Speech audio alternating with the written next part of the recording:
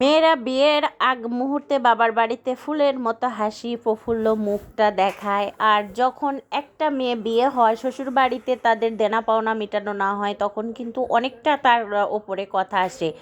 তো যার বাবার টাকা আছে সে এই কেবল দিতে পারে, আর যার বাবার টাকা নেই তারা কিন্তু দিতে পারে না। এর জন্য কিন্তু সেই মেয়েটাকেই এটার মানে কথা শুনতে হয়। তো মেয়েটা কিন্তু বিয়ের আগে অনেক সুন্দর মনের ছিল, অনেক হাসি খুশি মনের ছিল, মন মেজাজ অনেক ভালো ছিল। সেই মেয়েটাই একদিন বাবার বাড়িতে প্রথমে এসেই তার মনটা ছোট, তার হাসার ভঙ্গিনী আদব কায়দা অন্যরকম হয়ে যায়, চেঞ্জ হয়ে যায় অনেকটা।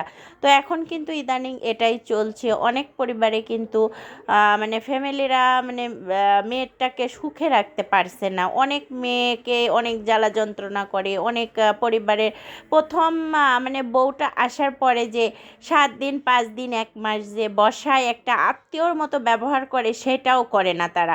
এটা কিন্তু আমার নিজের অভিজ্ঞতা থেকে বলা। আমার কোনো সংসারে এরকম কোনো অশান্তি নেই। তো এই যে চিতল মাছ এনেছে আমার বর, সকালবেলাটায় চিতল মাছ কাটবো সেজন্য বসে পড়েছি। গরুর মাংস এনেছে, গরুর মাংস কাটবো, রান্না করব সেজন্য কেটে ধুয়ে তো রান্না করতে চলে আসলাম মানে রান্নাঘরে। তারপরে একটু ভিডিও করে তারপরে এই যে ছেড়ে দিলাম মাংসটা কড়াইয়ে। শুক্রবারে বাচ্চা কাচ্চা নিয়ে একটু ভালো মন্দ খেতে হয়, এটাই হচ্ছে সময়। কারণ বাচ্চা কাচ্চারা সারা সপ্তাহ স্কুলে থাকে, খেতে পারে না, তেমন একটা তাড়াহুড়োর পর খায় দায়, কোচিং আছে স্কুল আছে, সেজন্য সেই কারণে ছুটির দিনটা একটু ভালো করে খাওয়া দাওয়া করানোর জন্যই রান্না করি ভালো মন্দ একটু। তারপরে এই যে রান্না করার মুহূর্তে আমার এই যে এগুলো সব সাইজ করে রাখতে হয়। আর এই যে ডিপ করা মানে মশলাপাতি ডিপই আছে, বের করতে আর খেয়াল ছিল না। আজকে যে মশলাটা দিতে একটু লেট হয়ে যাবে মাংসে। তো এদিকে মশলাপাতি সব কিছু দিয়ে মাখিয়ে একটু চুলায় জাল উঠিয়ে দিলাম, কারণ রান্না করতে বলে গেছে তাড়াতাড়ি। এসেই নামাজ পড়ে ছোট দিনের বেলা হয়ে কিন্তু শুক্রবার আসলে অনেক তাড়াহুড়ো করেই রান্না করতে হয়, অনেক প্যারা লাগে। আমার তো অনেক প্যারা লাগে, আপনাদের কেমন লাগে একটু জানায়েন প্লিজ। আর আমার ভিডিওটা একান্তই ভালো লাগলে অবশ্যই একটা কমেন্টস করে যাবেন, লাইক দিয়ে পাশে থাকবেন, আর বন্ধু সার্কেলের মাঝে শেয়ার করে দেবেন একটু যদি পারেন। আর ইউটিউব চ্যানেল থেকে দেখে থাকলে একটা কমেন্টস করে যাবেন, রিপ্লাই স্বরূপ আমি কিন্তু সাবস্ক্রাইব করে দিয়ে যাব।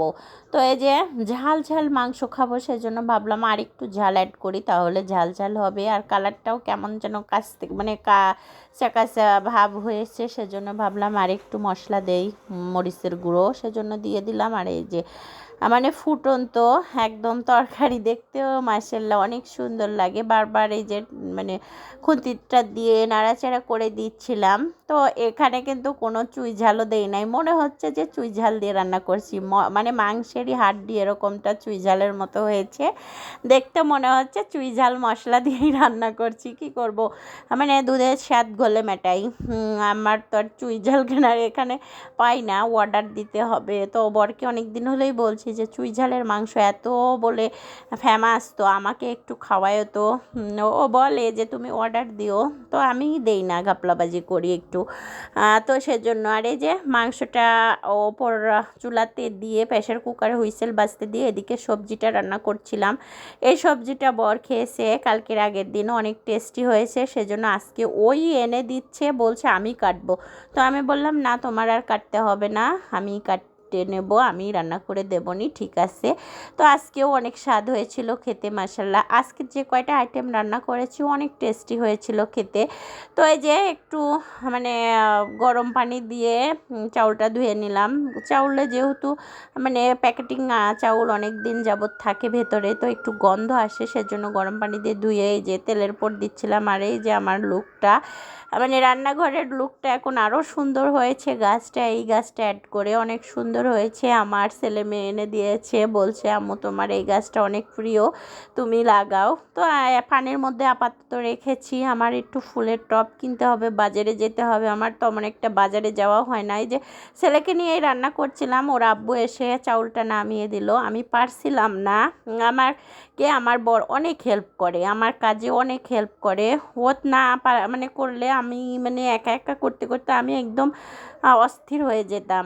তো ও থাকাতে আমার মানে একসাথে কাজ করি। আমার এখানে যেরকমটা আমার বর হেল্প করে, আমার বাড়িতে গেলে আমার শাশুড়ি হেল্প করে, বর হেল্প করে। আমার মানে খুবই ভালো, এর জন্য ভালো কপাল নিয়ে জন্মেছে আমার, মানে অনেকটাই আমি দুই জায়গাতেই স্বস্তি ফিল করি। তো এদিকে যে চলে এসেছে আমার বরটা খাবে, তো এদিকে সালাদ কাটছিলাম, সালাদটা আগেই করে রাখছিলাম, এদিকে এগুলো করছিলাম। আস্তে আস্তে সব কিছুই করে রাখলে কিন্তু কাজটা সহজ হয়।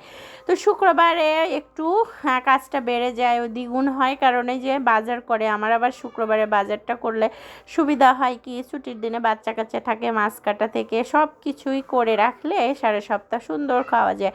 আর এই যে একটু বেরেস্তা দিয়ে মাংসটা ফাইনাল লুকটা, আমার আবার জিরা মশলার গুঁড়া দিতে খেয়াল ছিল না, তারপরে দিয়ে এই যে একটু আবারও জাল করে নিলাম। তারপরে অনেক সুন্দর একটা মানে জুচি জুচি ভাব এসলো মাংসে। তো এরকম মাংস খেতেই কিন্তু ভালো লাগে, বারবার জাল করতে হবে খাবো, সেজন্য ঝোলটা একটু বাড়িয়েই রাখলাম। তারপরে যে পোলাও হয়ে গেছে মাশাল্লাহ। পোলাওতে এই যে ঝরঝরে পোলাও, তারপরে একটু বেরেস্তা দিয়ে দিলাম উপরে। ফাইনাল লুকটা দেখেন কত সুন্দর আসলো। তো এদিকে যে বাহিরের ভিউটাও নিচ্ছিলাম, অনেক সুন্দর। আমার এই মানে কচু গাছ দেখে আমার বর খালি বলে কি জঙ্গলে লাগিয়েছো। তো এদিকে এই যে পোলাওটার ফাইনাল লুক, তারপরে আবার ডেকোরেশন করলাম একটু টেবিলেও আমি কচু গাছ দিয়েছি। বর বলে যে তুমি কচু ঘেঁচু দিয়ে ভরে ফেলেছো। ধন্যবাদ সবাইকে আমার ভিডিওটা দেখার জন্য এতক্ষণ।